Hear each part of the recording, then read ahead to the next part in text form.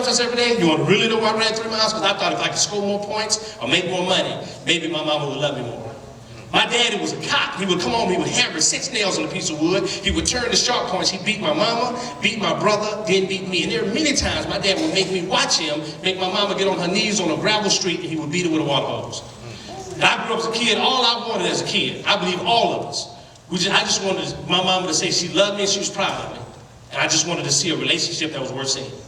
You know what I'm talking about? Many of you here have a lot of hurt and anger and unforgiveness and bitterness, and it spills over to everything you do.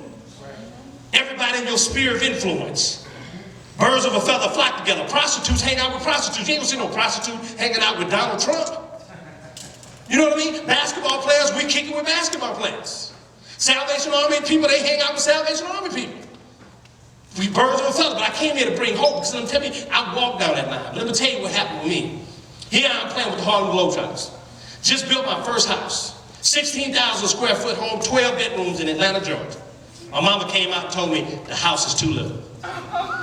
So you know what, I worked harder the next year. Got me a bigger contract, built another house in New York. The next year, she told me it was too small.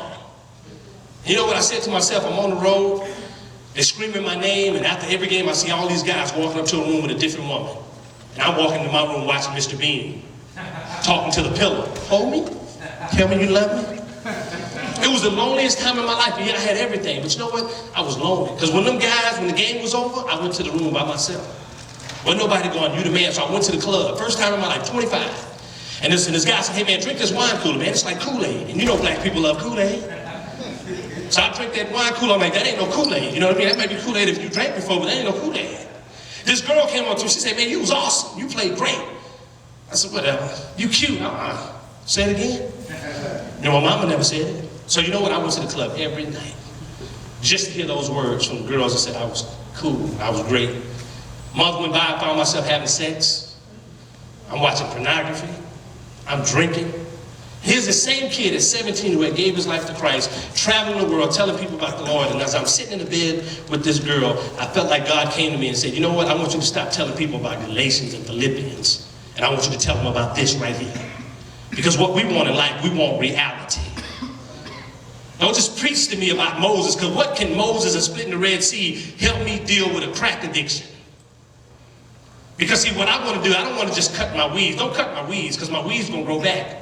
Help me get to the root of why I keep doing the same things I'm doing. Because if you keep doing what you've always been doing, you're going to keep getting what you've always been getting. If you want to make a change, I had to make a change in my life, and I came back home.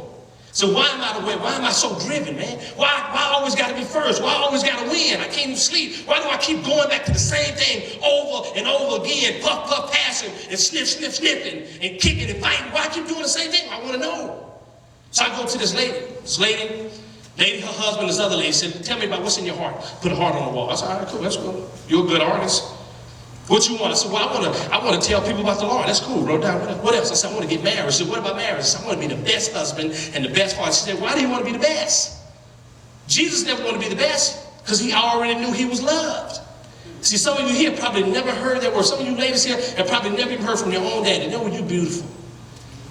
You have value. So you fall for every guy who goes, hey, your mama was a terrorist because you're the bomb. Because your daddy never spent time with you, took you on a date. You fall for a guy, go, hey girl, did you get a speeding ticket? No, why?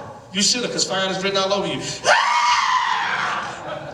Well, men today don't even know how to be men because we never had fathers that teach us how to be a man. He was a pimp player, you a pimp player. You think about your daddy. Think about some of you guys, think about your daddy. Never was in your life, no relationship, and then think about you. No commitment, no relationship with nobody. So if you have children, don't spend time with them. Get what I'm saying? We repeat the cycle. Same thing over and over again. I said, you know what? It ain't gonna be me. I don't want to be like my brother. I don't want to be like my dad. My grandfather had been married 8 times. 8. As if one wasn't good enough. That brother did it 8 times.